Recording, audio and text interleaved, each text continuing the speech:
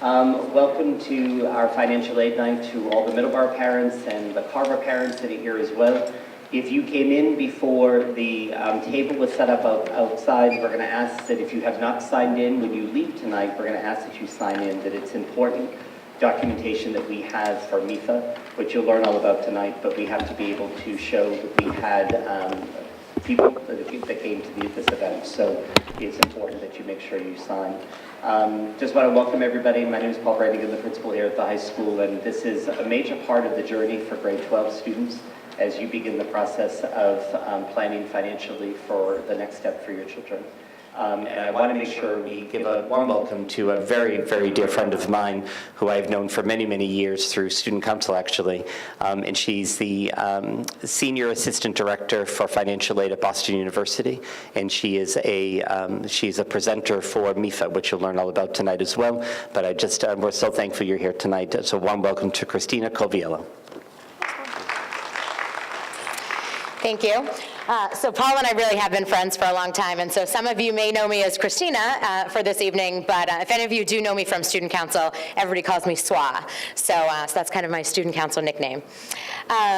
So just a little bit about my background. I have been working in financial aid for over 12 years at Boston University, and so I have kind of a lot of vast knowledge about a lot of the questions and kind of problems and stressful pain points that parents and families do have throughout this process. So we're going to go through a presentation tonight that'll take about an hour. If you need some clarification or have a specific question as it pertains to the slides as we're going through them, you can go ahead and raise your hand and I can take a couple of questions throughout the presentation. But there is a lot of content and material to get through. So I will ask that if you do have more specific questions that we save those until the end, and then I can stay actually a little bit afterwards if you have some personal questions that you'd like to have answered as well. So this presentation tonight is going to be most timely for those of you that are seniors or have seniors. So show of hands, kind of who's in that senior range. Okay, most people. Anyone with juniors or sophomores? Couple, great. So you're kind of getting a little bit just ahead of the game, getting this information. So you can't learn it enough. It does get a little bit confusing. So hopefully if something sticks tonight, then you can learn a little bit more for next year. All right. My clicker's working, maybe? There we go. All right, so just a little bit about MIFA. MIFA has a public service mission to help students and families navigate through college financing. And they do that through community outreach, savings plans, and affordable loans. Has anyone ever accessed any of the MIFA online resources yet? So a couple of hands, great. So on that evaluation that we'll have you fill out at the end of the session, there is a place for your email address. And so if you go ahead and include your email address on there, I send those all back to MIFA, and then they will add you to their mailing list if you'd like to do that. Really good way to get kind of timely updates from them. They'll have additional webinars, additional seminars that will be available in the spring semester. So it's just a good idea to kind of stay active with that information. So go ahead and fill that out at the end. For those of you that do have younger students, I also just want to touch on the MIFA Pathway tool, which is a nice online kind of interactive tool that younger students can use, even I think in middle school, to kind of get ready for college and that planning process. All right, so we're going to discuss the basics tonight, types and sources of financial aid. We'll talk about how to apply for financial aid, how those decisions are made, how to pay, and then free resources that are also available to you. So we'll start with the types and sources of financial aid. So first of all, financial aid is money to help students pay for college. And it comes in three types. So the first is the grants and scholarships. And that's the gift money, so that's the best kind. You don't have to pay that back. That's what everybody wants. The second is work study, and that's where the students can apply for a job on campus and earn a weekly paycheck for a lot of those incidental expenses. I like to say it's the pizza and shampoo money. And then lastly is student loans. And so student loans do need to be repaid at a future date, but the federal loans specifically do have really great low interest rates, special terms, a lot of different repayment options that are based on income, things like that. So a lot of options in terms of the repayments on federal student loans. So the College Board's Trends in Student Aid report from 2017 shows that more than $181 billion was awarded to undergraduate students in the 2016-2017 academic year. 63% of that came from the federal government, and that was in the form of grants, loans, work study, and tax credits. Merit aid is the first type of gift aid that I am going to discuss. So merit aid is awarded to students in recognition of some sort of achievement. So it's often an academic achievement, an athletic achievement, some other artistic factor. So merit awards are available at some schools, but not all. So that's some research that the students would need to do to see if merit scholarships were an option at a particular school, and if there's any additional requirements. Sometimes schools that do have merit awards to give out, there's usually, or sometimes a additional form or application. Sometimes there's a GPA requirement or maybe some community service. There might be something that kind of goes along with that. So I just encourage students, if they are interested in merit awards, to do a little bit of that research and see what those requirements are. Ask about renewal requirements for merit scholarships. Some schools offer merit maybe just for the freshman year. For some students, they can carry that with them for the 4 years if they do choose to go to a 4-year institution. So making sure that you're thinking about those requirements. Is there a GPA requirement or a certain amount of credits per semester? Most merit does come from the institution, but you may be familiar with the Adams Scholarship as well, and that is based on MCAS scores.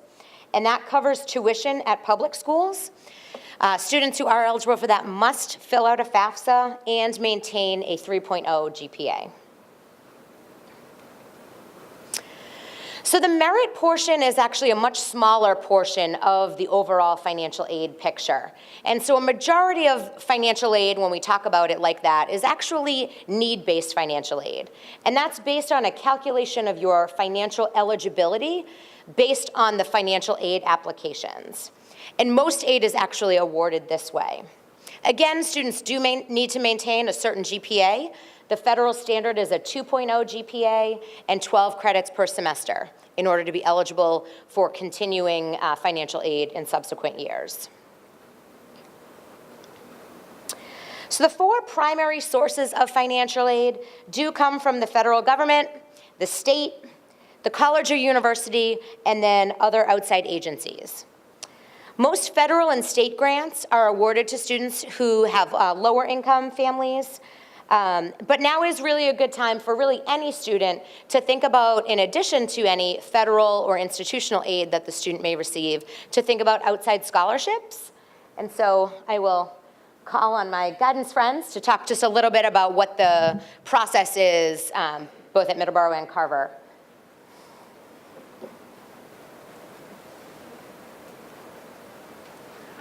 So my name is Amy Byrne, and I am one of the guidance counselors here at Middleborough High School. And I just wanted to tell you guys that Middleborough is a fantastic community that gives a lot of money to its students. So you guys are very lucky. We have a great scholarship program. So our local scholarship program will begin, I believe it will be right before February vacation, and it will be due at probably the end of March. We've moved it up earlier. It used to be in April. And then we have an awards assembly or during the senior week. It's one of the evening programs, and if your child gets a scholarship from the community scholarship program, they will be invited, as well as you, to this evening to celebrate that, and that's where they will find out what they got. So we usually give away over $200,000 in money to help you guys pay for college. So it's really nice. We have a lot of alumni scholarships. So students who graduated in previous years can come back and reapply for some of the scholarships that they're eligible for. The application will come out, everything will be posted online on our website, like I said, probably in mid-February. All right, so any questions about that, or? All right, and then, And I'm Christy McKenna from Carver. And for Carver, we do a similar application. Ours comes out in the beginning of March. Also, the community of Carver gives out a lot of money. I can guarantee Carver is a small town that every student that applies through that scholarship packet will receive something. So please encourage your children to meet the deadline because we don't accept the packet, even if it's one day late, because it's a big search committee and we have to make sure that we give everyone who applied first choice for the scholarships. There's also a lot of scholarships that will be posted online. Already there are scholarships coming out. So if you're here from Carver, if you want to write this down, we have a Twitter account from the guidance department, which is at Carver HSGUID, and we'll post any scholarships on that. We also have a big board in the Carver guidance department that any scholarships that come out from any universities or the town, we'll post on that with the applications. And we also have a Instagram account now, which more likely that you guys are on that than the students because they use the whatever it's called, Snapchat. We're not on that yet. So Instagram, we are CMHS Counseling. So all of those resources will be available to you guys. Any scholarship we get, we'll post on that. It'll also be on Naviance, which I think Middleborough uses as well. So you can check on Naviance. Your students all have Naviance accounts, and they can check the scholarship list on that as well. Does anyone have any questions from Carver? All right, and you can contact us anytime and we'll help you out with that. But if scholarship says pay for it, it's not a scholarship. Scholarships are free money, so make sure you think of that. Don't let your students give money to get money. All right, thank you. That's a really great point. Thank you. All right. All right, so a little bit just about the federal direct Stafford loans. We do encourage students to take any of the federal loans that they're eligible for before looking into any private credit-based loans. As I said, the federal loans have a lot of really great repayment options for students, typically low fixed interest rates, and it's just a really great loan for students to have to start to build their credit for the future.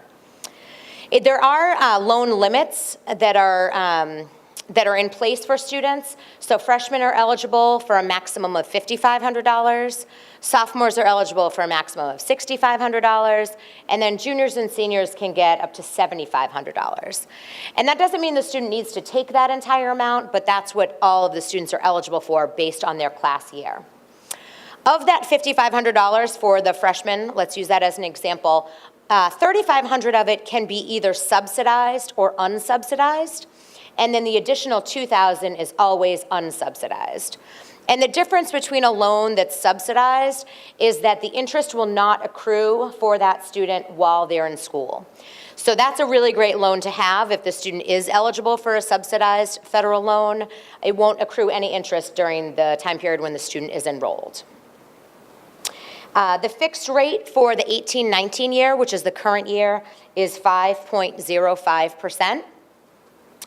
Also, if the parents rather apply for a Federal Plus loan and they are denied based on their credit score, the student is eligible for an additional $4,000 in that academic year.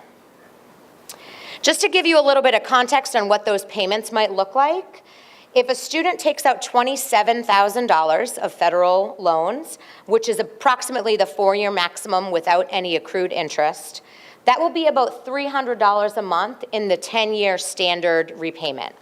So just thinking about that in terms of what that student would have to, look at in terms of a debt burden after they graduate. So you do want to take some time and think, is $300 a month, is that a reasonable payment for that student to make in that standard plan?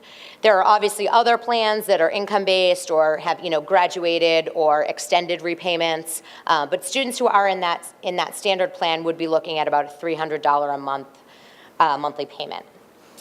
The class of 2017 average is actually 39,400. So as you can see, there's some interest that, had accrued for some of those students. So the overall average for that class is a little bit higher. And so those students are going to be looking at a payment that's a little bit more than $300 if they go with the standard repayment option. NIL is what we refer to in my office. It stands for the Massachusetts No Interest Loan.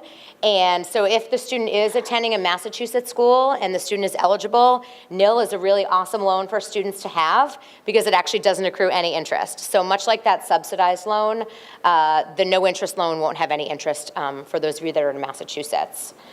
And then students additionally may want to apply for additional credit-based loans. And the students will likely need a credit-worthy co-borrower. Most students who are 18 years old don't have enough credit history to be able to qualify for additional credit-based loans in their own name. So now we're going to talk a little bit about the application process, and I think that it was really great that the counselors mentioned kind of deadlines, making sure that everything is done on time. So I think as you're thinking about the application process, I just want to stress how important those deadlines are and kind of getting organized. So we're just in October, so this is a really great time for you to kind of think about what schools the student is applying to, what the admissions deadlines are, what the financial aid deadlines are, what any scholarship deadlines are. So I kind of, encourage people to make a spreadsheet, make sure that all of that information is listed there. And then whatever deadline is your earliest one, make that be your deadline to make sure that everything is in on time. All right, so talking a little bit about the financial aid timeline, each school can have different deadlines. This year, actually, for the first time, Boston University has gone to a January 2nd deadline, which mirrors our application deadline. So both admissions and financial aid both have application deadlines of January 2nd. I do know that a lot of the four-year private institutions will probably have deadlines sometime in early or mid-February, and then a lot of the state institutions will have deadlines probably in March and a little bit later. So really kind of looking at all of the schools that the student is applying to and finding that earliest deadline and making that your deadline. If any students are interested in either applying for early decision or early action at schools, they will also even have earlier deadlines. A lot of those deadlines will be in November or sometimes December. So just paying attention to that information as you're getting yourself organized throughout this process. The other thing that I like to note, does anyone have twins, triplets? Anyone? No, there's usually somebody in the audience, but so for families that do have multiple students that are attending, you do need to complete the forms for each individual student. I have definitely met with families over the years who will come in and have a meeting with me, and I'm looking at the computer screen, and one student has, a full financial aid award, and the other student I have no information for. So there's no way for us to link that up. So if you do have more than one student who's attending college, they do need to do the forms separately. So the federal form is the FAFSA, and that is the free application for federal student aid. And I want to stress the free part. You should not pay for it. Do not hire anyone to do it for you. I definitely see a lot of errors when somebody's accountant or their neighbor or their aunt or someone else did it. Definitely your family, household and financial circumstances the best. So I do encourage families to fill that out themselves. It is available right now. It was available as of October 1st on FAFSA.gov. So students and families can go out to that website and fill out the FAFSA. It is the easiest to do it online, I think. There's a lot of skip logic that's kind of baked into the form. So as you're answering questions, if there's something that doesn't apply to you, you then won't get those questions. So there might be a question about, do you own a business? And then if you don't, you click no, and then you won't be asked any questions about your business information. So the skip logic is really great. And the data is saved electronically. So you can start it at one point, and then if you can't finish it, go back and finish it at a later date. For the first time this year, there's also a mobile app that's available, and so that you can access from your phone. I haven't filled that out myself yet, but I have heard that the parents and the students do fill that out separately, so you're not seeing each other's information, and you can start it on the phone and then go to a computer or vice versa. So there's a lot of ways to do that. You do need an FSA ID in order to complete the FAFSA, and from what I've heard over the years of helping students and families fill that out, that can sometimes be the most difficult part. So I would recommend that families go ahead and get the FSA ID, go through that process, give it a few days to kind of make sure that it's approved and everything is going to work, and then go in a few days later and actually fill out the FAFSA. So I wouldn't try to do all of it in the same day, just based on what I've kind of seen in working with families over the years. One of the nice tools about doing the FAFSA online is your access to the IRS data retrieval tool. So for those of you that are filling out the FAFSA right now for your seniors, we'll be using 2017 tax data. So by now, hopefully everyone has filed their 2017 taxes. So as you're completing the FAFSA, it will ask you a question if you're eligible and say, would you like to retrieve your tax data from the IRS? So you'll click that information, it pops you out to the IRS website, and then all of that data will be imported. What's nice about that is you're not adding a zero or deleting a zero, you're not transposing numbers, so we know that that's verified data that came from the IRS. So if you do have the option to use the data retrieval tool, it really does help schools, especially when we're trying to verify that data at a later date. So if you're able to use the data retrieval tool, I do recommend that. If you feel like you're now saying to yourself, oh, my 2017 tax information is vastly different than my 2018 tax information, and it's going to be different again in the future, you do have to use the 2017 tax information. We do, like I said, we pull that from the IRS directly. So in that instance, I would encourage you to reach out to the schools individually, provide documentation with your 2018 taxes, and sometimes we can use kind of our professional judgment to make adjustments to that. So if it's vastly different, go ahead and contact the schools, but we do need to use that 2017 data. The FAFSA must be completed every year. Oftentimes the deadlines are a little bit later in the season for continuing students at a certain school. But in order to be eligible each year, the student does need to complete the FAFSA. So I'm here tonight, and like I said, I'll hopefully answer all your questions by the end of the night. But if you do have additional questions, there is a program called FAFSA Day Massachusetts, and that's run through the State Financial Aid Association. And there are a number of high schools and just kind of, I think, libraries sometimes, just places in the area that offer a workshop to kind of help families actually fill out the FAFSA.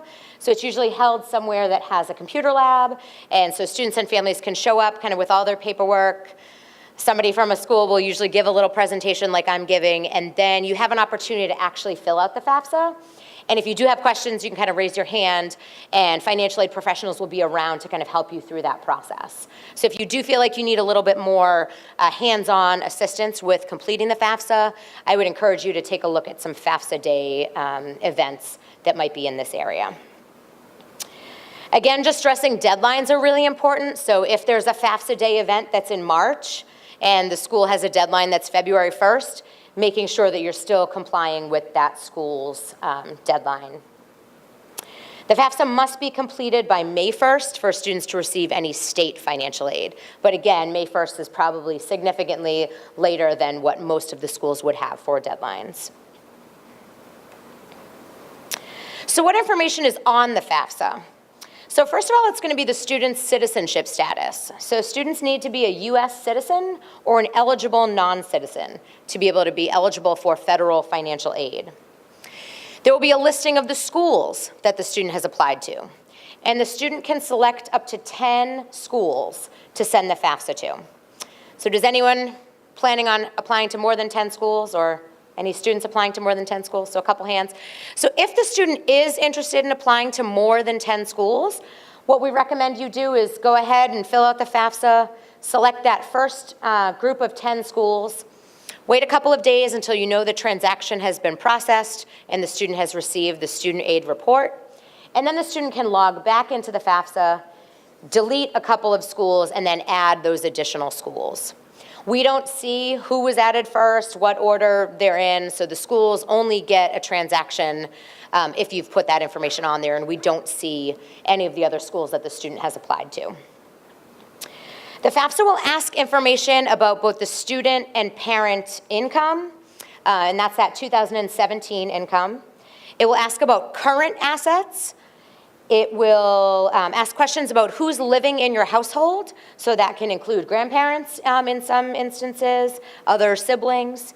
And then of that group that's living in the household, how many people are in college? So those are the main drivers of the financial aid calculation: income, assets, number in your household, number in college. The FAFSA will require information from both parents, regardless of their gender or marital status, if they are living together. If parents are divorced or separated, the FAFSA will be completed by what we call the custodial parent. And the way that the FAFSA defines the custodial parent is the parent that the student lives with more than 50% of the time within a calendar year. If the student is living with both parents absolutely equally, then the parent that will put their information on the FAFSA is the parent who provides more financial support to the student.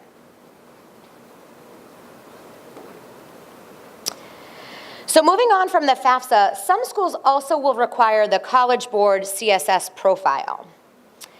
The profile is going to ask the same types of questions that are based on income, assets, number in your household, and number in college, but it will get into a little bit more detail in terms of some of those asset questions.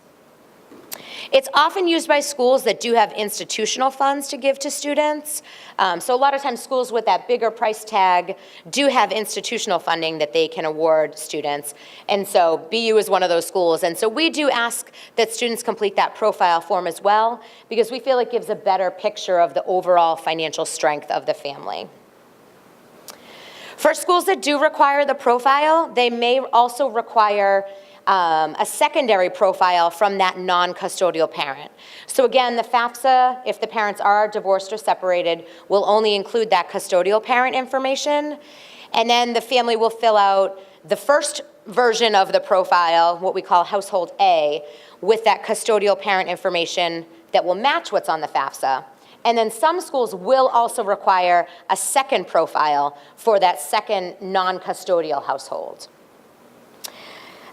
It's not a different form, it's actually the same exact form. We just ask that the custodial parent and the non-custodial parent fill those out separately. Unfortunately, either a custodial or non-custodial parent's unwillingness or refusal to fill out that form is not a way that we would take to waive it.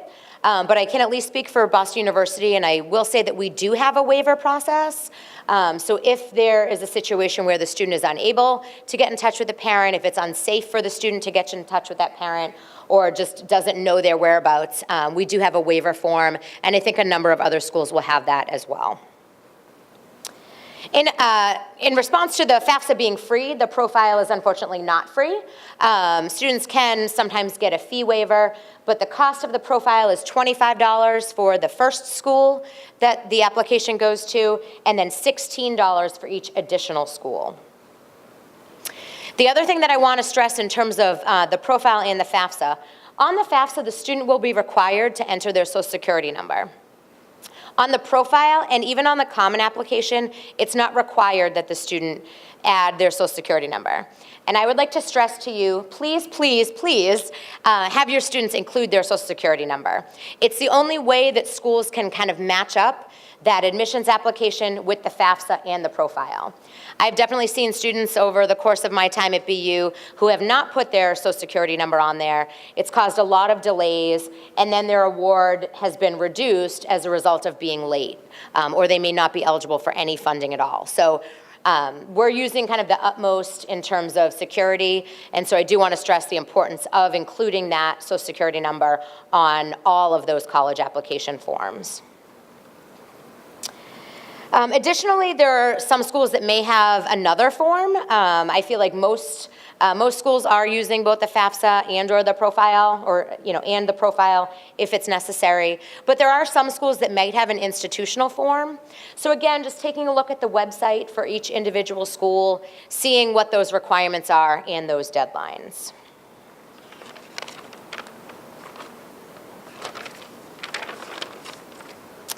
All right. So after the student goes through the application process, All of the information will be processed centrally and then sent out to the schools. So the schools will get a report of that expected family contribution. The students will get what's called a SAR, or a student aid report. And I encourage students and families to take a look at that report when it comes back. Make sure that you haven't transposed a number or added a zero or, labeled something incorrectly. So really kind of checking that information. And if you do need to make corrections on the FAFSA, you can log back in and make those corrections really easily. If you've made an error on the profile, I would contact the school. They may have a different process for how they want to get those corrections. For any student who fills out the FAFSA, they may be required to complete what we call federal verification. And in that instance, if the student hasn't used the data retrieval tool, they may be required to get an IRS tax transcript. So that's something just to be aware of, and I just encourage you to, if you're filling out the application, use an email address that you're going to be checking, put a phone number on there that you're going to be checking, so that if a school does reach out to you and is requesting some verification documents, you're able to get that information in a timely fashion. The schools are generally going to be talking to students. So again, make sure the student is using a valid email address that they're checking, and making sure that if they, they are talking to their parents about it, forwarding any important information. I talk a lot of times with students who have special circumstances. So as you're filling out the FAFSA and the profile, you'll notice it's a highly just numbers-driven form. You're just kind of entering that data directly from your taxes. So students who do have special circumstances that they want the school to know, on the profile it gives you like a little box and you can kind of type a couple of things in there. There's some check boxes, I have high medical expenses or something like that, and you can kind of put a little bit of information. But a lot of schools might want to see that documentation. So if you do have special circumstances, I encourage you to reach out to each school individually and see what their process is in order to do that. All right, so now we're going to talk about how decisions are made. So first of all, the cost of attendance is the number that you're going to want to focus on. I think a lot of times folks just kind of look at what the tuition and fees is, and that is the billed expenses only. So when you're thinking about making a plan, whether that's for a 2-year institution or a 4-year institution, you want to talk about the total cost of attendance. So that will also include an estimate for books and supplies, transportation, and other personal expenses. The expected family contribution is that calculated amount based on the FAFSA and the profile that indicates the family's overall financial strength. It's not an assumption of how the family will pay. So I have met with a lot of families who, look at that EFC and they say, oh, there's no way that I could, write a check for that amount. And that's not the expectation. So it's really just a measure of the overall financial strength. The same federal formula is used for all families, but the FAFSA and the profile will calculate different expected family contributions. So you often will see a different number for your FAFSA expected family contribution and your profile expected family contribution. I want to remind families that the primary responsibility of paying for college does lie with the student and the family, and oftentimes you will pay more than that expected family contribution. The formula does protect some of the family income and assets, assuming that you still have a household to run, so it's not pulling all of that information. So there are some generous allowances that are built into the formula. Personal debt, however, is not one of those factors. So for students or families who do have personal debt, that is not anywhere in the calculation.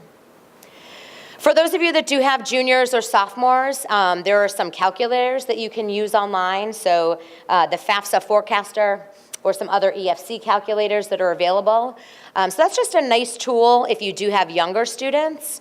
For those of you that have seniors, or for the seniors in the room, I kind of just wouldn't bother with the calculators. I would just go ahead, since the form is available now, just go ahead and do that application. Additionally, there are other net price calculators that are available for students, and those are provided by each college or university with kind of an estimate of what an award might be based on some information that the student will fill out. So again, You won't know what you're eligible for until you apply for financial aid, but for those of you that do have younger students, some of these calculators are just kind of a nice tool that you can walk through in earlier years. All right, so to determine eligibility for financial aid, schools take the cost of attendance, they subtract the expected family contribution, and then the remaining amount is that student's eligibility for financial aid. So your expected family contribution is going to be the same at every institution, but the cost of attendance can really vary quite a bit. And we're going to go through an example of what that will look like to show that even though a school might have a higher cost, the student is then eligible for more financial aid. So we're going to go through a couple of examples that talk about how the calculation calculates both assets and income. So first of all, assets consist of both checking and savings accounts, any investments, any businesses that the family has, any farms, and any 529 plans for all of the children. That's considered a parent asset, any 529 plans. There is a generous asset protection allowance, as I stated before, which does protect a portion of those assets. The calculation is actually highly income driven. So in this example here, you can see that when the income is the same, the variance in the expected family contribution is about $2,700 with $7,500 of assets, and then goes up to about $7,000 with $150,000 of assets. So I think what this shows is that saving is good. It helps families pay that balance, pay for those out-of-pocket costs that the student will have. Student assets are calculated at a higher rate. There's less of an asset protection allowance with the student calculation. On the flip side, and as I spoke earlier, the calculation is highly income driven. So this chart example will show the income calculation. So income is considered taxable and non-taxable earnings, and they are assessed at a higher rate than those assets. So in this example, where the asset amount is flat and $25,000 in additional income translates to about $8,500 more in the expected family contribution, and then an additional $50,000 increases the EFC by $24,000. So you can see that that's vastly different than what the asset calculation was. But again, I don't want anyone to say, I fall into a certain bucket here. There are a number of factors that go into that calculation, and so don't just look at this and say, I fall into this bucket, I'm going to be eligible for this. Really, the only way to know what you're eligible for is to apply. All right. So the cost of attendance, like I said, can vary at each school, and pretty drastically, whether the student is attending a four-year private institution like BU, we tend to be one of the more expensive ones in the area, or even just a community college. So the cost of attendance can really vary. So in this slide, you can see the different bars. That bar on the bottom is going to be the expected family contribution, and that's going to be the same at every institution that the student applies for. So you can see that College A is going to have a higher cost of attendance, and so therefore the student is eligible for more financial aid. And in many instances, students do receive their full calculated eligibility in need-based financial aid. This slide I do kind of show just to say that, students shouldn't really rule out a school based on that total cost of attendance or that sticker price that you're seeing. But again, I stress that students should really apply to a balanced list of schools. So just as your school counselors will advise, the students to apply to, a safety school and a reach school, students should also be applying to a financial safety school and a financial reach school to see what they're eligible for.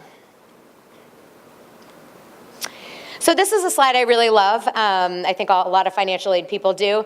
It kind of depicts the way that we fill the bucket with financial aid from a number of different sources. So in this example, and I can't read my, so the expected family contribution is $5,000. So that's going to be the first thing that goes into the bucket always. And then you see we have grants and scholarships, so that's additional free money, and so that will be added into the bucket second. Next, we have student loans, and that's that $5,500 that freshmen are eligible for. And then lastly, work study, and so that goes into the bucket as well. So if you've done the math with the total cost of attendance of $45,000, you can see that there's still a gap there. And so we call that unmet need or unmet eligibility. And that $7,500 does become part of the expected family contribution. That unmet need does go back to the family. So that's where I said earlier, students and families often end up paying more than their expected family contribution, and this is an example of exactly why. Students can still kind of reduce some of those indirect costs, those personal expenses, the books, the travel. So there is, the cost of attendance that might be listed on a school is just estimates based on what students might spend on books, but students can always find ways to kind of reduce some of those costs individually.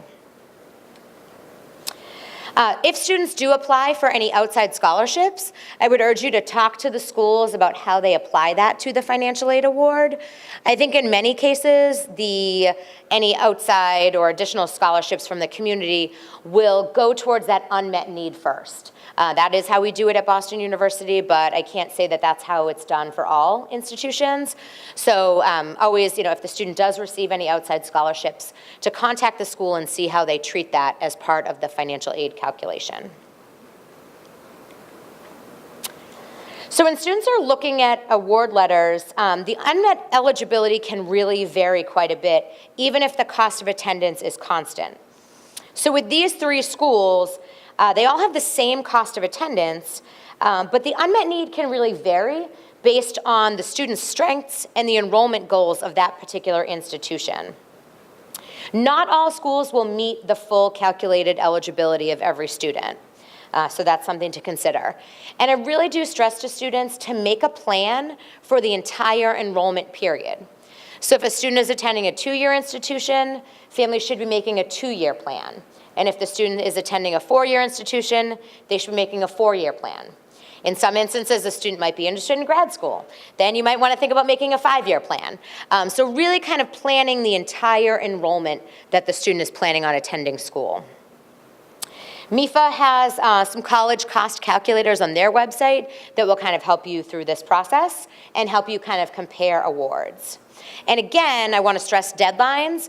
I have definitely met with students who have been, a day or two late with their financial aid application, and in some cases missed out on tens of thousands of dollars of grant money. So really, deadlines are very, very important. So comparing awards, when you're looking at the financial aid awards, I really want to stress to you to compare apples to apples. Make sure you're not just looking at the bottom line, but really each component of that financial aid award. So in this example, you can see that one of the schools hasn't offered any grant or scholarship, but has instead pre-packaged a credit-based loan for the parents. So they've made an assumption that the parent will take a loan. So from the bottom line, it looks like it's going to be all the same, but really as you go through each line item, it's vastly different. So definitely taking a look at each component of those financial aid awards is really, really important. So paying for college. So families pay in 3 ways. They pay from past income in the form of savings. They can pay from present income, which would be in the form of a monthly payment plan. And then lastly, future income, which would be student or parent loans. You don't have to choose just one. In fact, I think most families do a combination of the 3 in order to pay for school. And again, just stressing that long-term plan and maximizing your resources.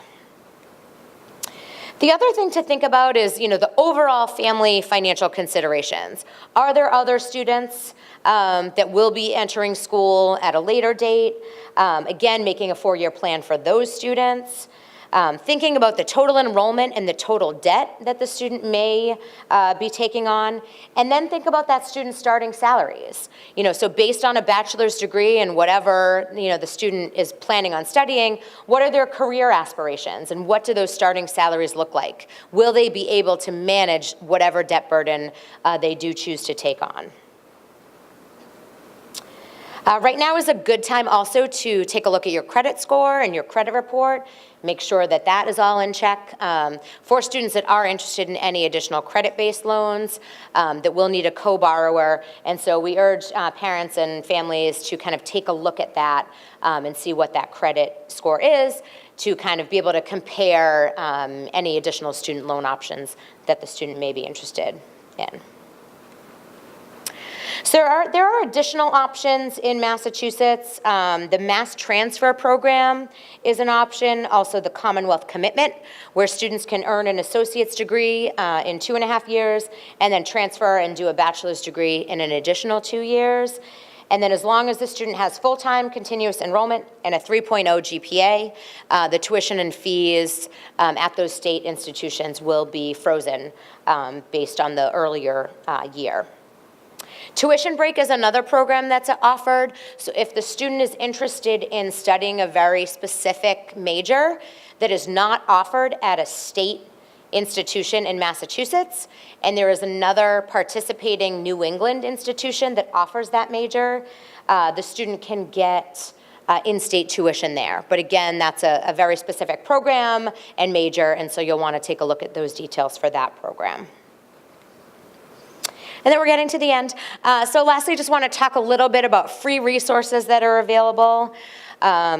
So I think, talk to the school that admitted you, or, right now, if you're filling out the FAFSA and you have questions, or you're filling out the profile and you have questions, if BU is your #1 choice, you can definitely call our office and we'll help walk you through kind of whatever questions you have. So whatever your student's top choice is, rather than kind of waiting until you get that acceptance, go ahead and call the school. I can speak for my colleagues at other financial aid offices that we really would rather talk to the students beforehand and make sure that the data is accurate and correct, then wait until April and say, oh, I wasn't really sure about this, but I filled it out anyways, and then have to make those corrections at that point. So go ahead and call those schools.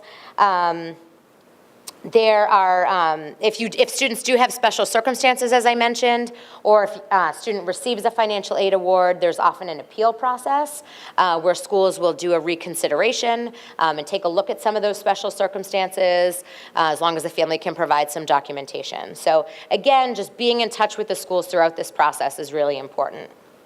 And just utilizing staff that's here, at the high school and again at those colleges.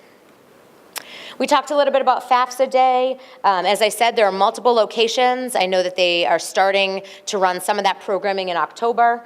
All of that information is available online, and they go mostly through, I think, February or March. But again, paying attention to those deadlines and making sure the student is complying with that. There's also free assistance at other local educational opportunity centers, obviously the guidance staff here, and then also just looking for outside scholarships. There are some websites like FastWeb and Good Call that are really great options for students to apply for additional outside scholarships. MIFA will have additional seminars in around the March or April timeframe. And that will kind of help students and families understand their financial aid awards that they have received and kind of how to pay at that point. So those kind of next steps. So again, if you fill out the survey and get added to the MIFA email list, you'll be made aware of those seminars in the spring. Lastly, I just want to remind families that you can do this. So a couple of to-dos kind of as you're getting ready to leave tonight. Make sure you sign up for those MIFA emails so that you can stay in touch with all of the programming and tools that they have available. Go ahead and get your FSA ID if you haven't done that yet. That's a nice project for this week. Research the deadlines and requirements at each and every school, kind of make a spreadsheet, get organized, look at those deadlines and comply with the earliest one. And then the other thing that's really important is just to talk as a family, talk to your students about costs and expectations. And think about how you're going to pay, utilizing some of those calculators if you'd like to do that. And then lastly, as of October 1st, both the FAFSA and the profile are available for students and families to fill out. And so once you have the FSA ID, you can go ahead and do that. All right, and so I'll take some questions. I'll just remind you to fill out the evaluation form. You can drop those off on your way out, but yeah. Yeah, so the FSA ID, the website, I don't know if it's in my notes here, but I think if you go to fafsa.gov, there's a button that will say, how do I get my FSA ID? And the student needs an FSA ID, and the parent needs an FSA ID, so separately. Mm-hmm. Oh, now, 2 people. Sorry. That's all right. I already have a FAFSA ID. Mm-hmm. I have a son that's already Yeah. college. Do I have to do another one for her? Or Yep. do I use the same one? Yep, so the question is, if you already have, as a parent, if you already have an FSA ID, you can use that same FSA ID for you, but the student will need their own individual FSA ID. Yeah. There was somebody in the, same question, all right. Yeah.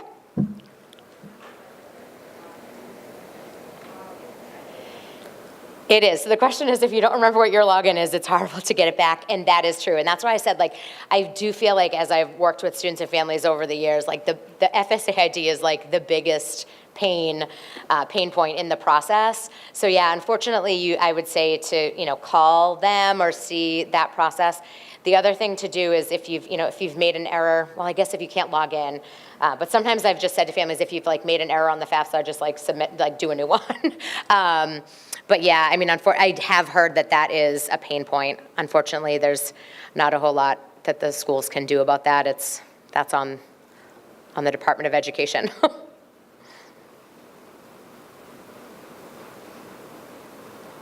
Yeah.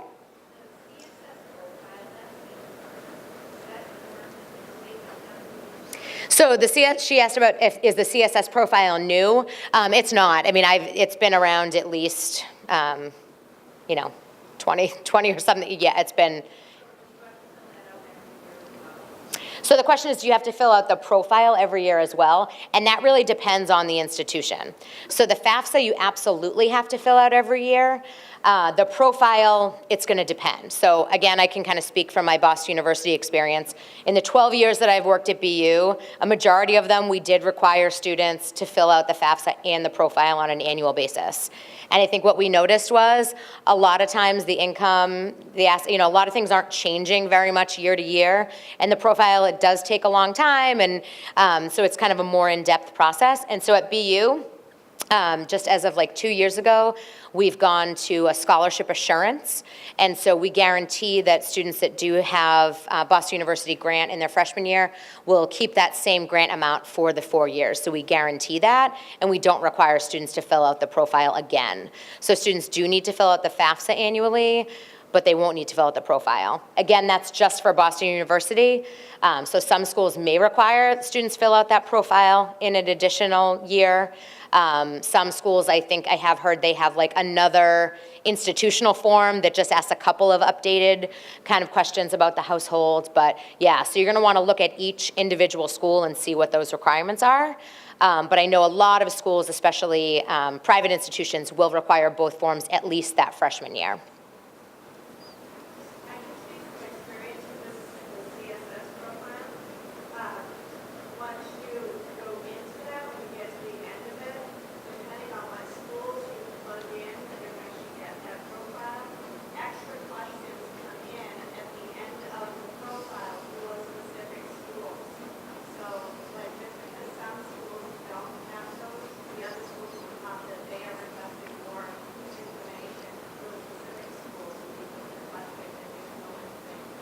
So that's a great point. So she's talking about sometimes when you do fill out the profile, based on the schools that the student has selected, you may get additional supplemental questions. What I will say actually is this year, the profile has incorporated, since if a lot of schools were asking those same supplemental questions, they added it to the general profile form. So that's happening less and less, but I do think it is still happening. So even after you think you might be done, there might be additional questions that you have to fill out, yeah. Yep. And then you got more questions.